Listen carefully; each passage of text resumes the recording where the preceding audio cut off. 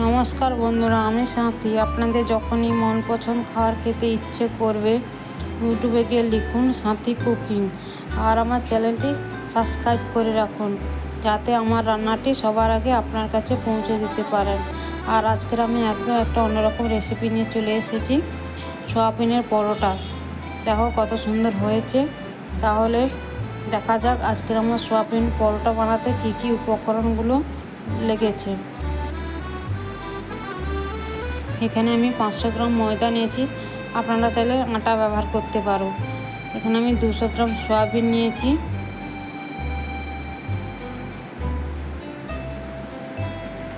আর দুটো আলু সেদ্ধ করে গ্রাইন্ড করে নিয়েছি।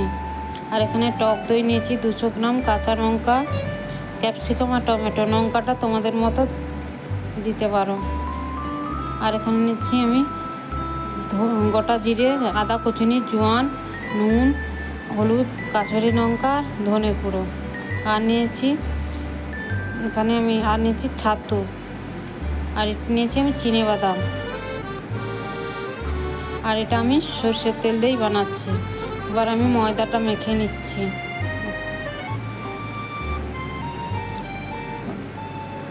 টক দইটা দিয়ে দিলাম, পরিমাণ মতো লবণও আমি দিয়ে দিয়েছি। 2 চামচ মতো তেল দিয়েছি, দিয়ে ভালো করে এটাকে ময়দাটাকে মেখে নিচ্ছি। দেখো এইভাবেই মেখে নেবে বন্ধুরা, আগে জল দেবে না, এইভাবেই আগে মেখে নেবে আমার মতো। দেখো কত সুন্দর মাখাটা হয়ে গেছে। এইভাবে দেখো দেখেছো কত সুন্দর মাখাটা আমার হয়ে গেছে। এবার আমি অল্প অল্প জল দিয়ে মাখাবো, একবারে বেশি জল দেব না। একটু সময় লাগবে এটা মাখাতে, কিন্তু অল্প অল্প জল দিয়ে মাখালে মাখাটা খুব সুন্দর হবে ময়দাটা। দেখো আমি অল্প অল্প জল দিয়েই মেখে নিচ্ছি।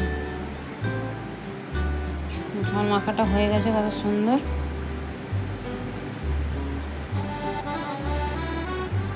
এটা আমি ঢাকিয়ে রেখে দেবো 10 মিনিটের জন্য। আর আগে থেকে আমি গ্যাসের মধ্যে জলটা গরম করতে রেখেছিলাম, জলটা ফুটছিল, তার মধ্যে আমি লবণ দিয়ে রেখেছিলাম। দিয়ে সোয়াবিনটাকে আমি 2-3 মিনিট গ্যাসের মধ্যে এরকম ঢাকা দিয়ে করে নেবো, সোয়াবিনটা সেদ্ধ করে নেবো। দেখো হয়ে গেছে। এবার আমি গ্যাসটা বন্ধ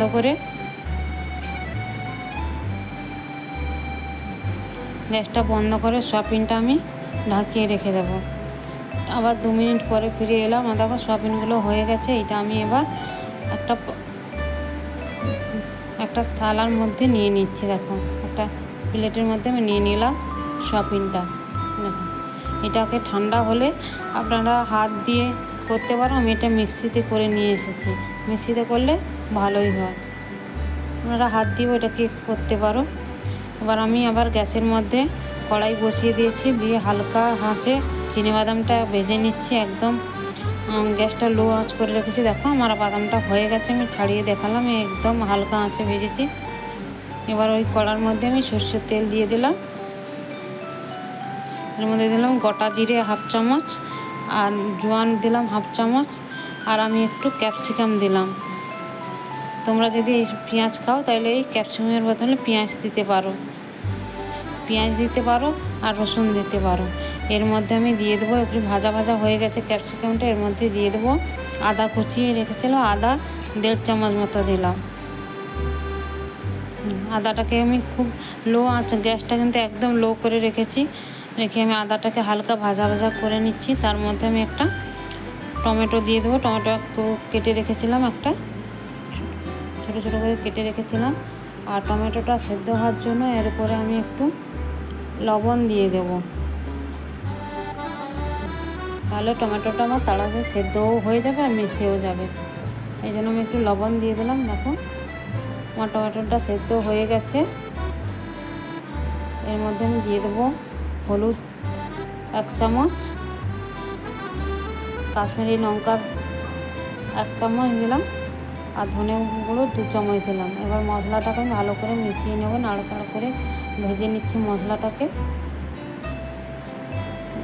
খুব সুন্দরভাবে মশলা থেকে আমার তেল ছেড়ে গেছে। এবার ওই পজিশনে আমি কাঁচা লঙ্কাটা কেটে রেখেছিলাম, ওইটাই দিয়ে দিলাম। আর তোমরা যেরকম ঝাল খাও সেরকম ঝালই দেবে। আর এই সময় একটু তোমরা রসুন পেঁয়াজও এতে ইউজ করতে পারো। আর আমরা তো নিরামিষ খাই, ওই জন্য নিরামিষই বানাচ্ছি। মশলাটা আমার ভাজা ভাজা হয়ে গেছে। এরপর আমি সয়াবিনটা দিয়ে দিলাম, গ্রেট করে রাখা সয়াবিনটা দিয়ে দিলাম। সয়াবিনটা ভালো করে মশলার সাথে দেখো মেখে নিচ্ছি। দেখো হয়ে গেছে মশলার সাথে মেখে রাখা। এরপর আমি ওই বাদামটা যে ভেজে রেখেছিলাম ওইটা মিক্সিতে পেস্ট করে নিয়ে ওর মধ্যে দিয়ে দিলাম। বাদামটা দিলে একটু নিরামিষ খাওয়ার তো একটু ভালোই লাগে, এই জন্য বাদামটা আমি দিলাম।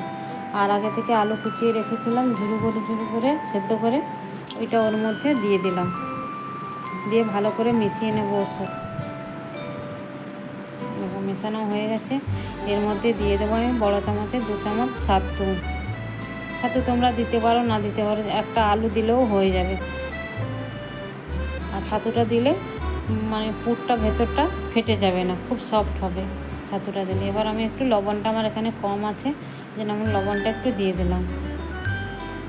যেমন আমি সয়াবিনটা লবণ দিয়ে সেদ্ধ করেছি, আলুটা লবণ দিইনি বলে এই জন্য একটু লবণ লাগলো আমার। মশলাটা পুরো রেডি হয়ে গেছে। আমি একটা প্লেটের মধ্যে নিয়ে নিচ্ছি। এখন প্লেটের মধ্যে এভাবে মিশিয়ে নিলাম ঠান্ডা হওয়ার জন্য। এবার দেখো ময়দাটা কত সুন্দর মাখানো হয়ে আছে। এবার আমি একটা প্লেটের মধ্যে তুলে নিচ্ছি। দেখো দিয়ে এটাকে হাত দিয়ে আরেকটু মেখে নিলাম। তারপরে আমি একটা ডো কেটে নিলাম। রুটি যেরকম বানাই সেরকমই ডোটা করলাম, একটু তার থেকে বড় বড় করলাম। এবার দেখো আমি কীভাবে পুরটা ভরছি। এই বাটির মধ্যে একটা শেপ দিয়ে নিচ্ছি। বাটির মধ্যে একটা শেপ দিয়ে নিলাম, ওর মধ্যে আমি পুরটা ভরে দেবো। দেখো কত সুন্দরভাবে হাত দিয়ে এভাবে চেপে চেপে ভরে দিলাম ভেতরে। হয়ে গেল আমার একটা রেডি করা।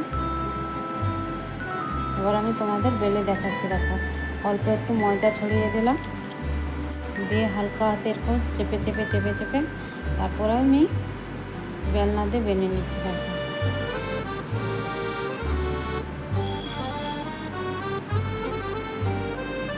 বেলা হয়ে গেছে। আর আমি আগে থেকে তাওয়া বসিয়ে রেখেছিলাম, গরম হয়ে গেছে, ওর মধ্যে আমি দিয়ে দিলাম। আর এটা দেওয়ার সাথে সাথে তেল বা ঘি দেবে না বন্ধুরা। এটা যখন ফুলে উঠবে তখন ওর মধ্যে ঘি দিয়ে দেবে। ঘি দিতে পারো, তোমরা তেলও দিতে পারো। আমার কাছে ঘি ছিল, আমি ঘি দিয়েই ভেজেছি। ঘি দিলে একটু পরোটাটা স্বাদ লাগে, বেশি ভালো লাগে।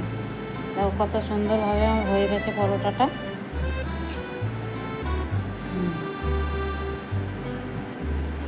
আর একটা ভেজেও দেখালাম। দেখো কত সুন্দরভাবে ফুলে সব কটা পরোটা আমার এইভাবে হয়েছে। আমার প্রসেসে এইভাবে করবে, তাহলে দেখো পরোটাটা আমার খুব সুন্দর হয়েছে। দেখো এবার আমি সার্ভ করবো। কত সুন্দর হয়ে গেছে পরোটাগুলো। এবার আমি সার্ভ করে এবার আমি রেডি করছি খাওয়ার জন্য। দেখো ঘুগনি আর পরোটা। এবার দেখো আমি একটা ছিঁড়ে দেখাচ্ছি। এবার হয়ে গেছে। বন্ধুরা আমার এই রেসিপিটা যদি ভালো লাগে লাইক কমেন্ট শেয়ার সাবস্ক্রাইব করে রেখো। আবার দেখা হবে অন্য একটা রেসিপি নিয়ে। ভালো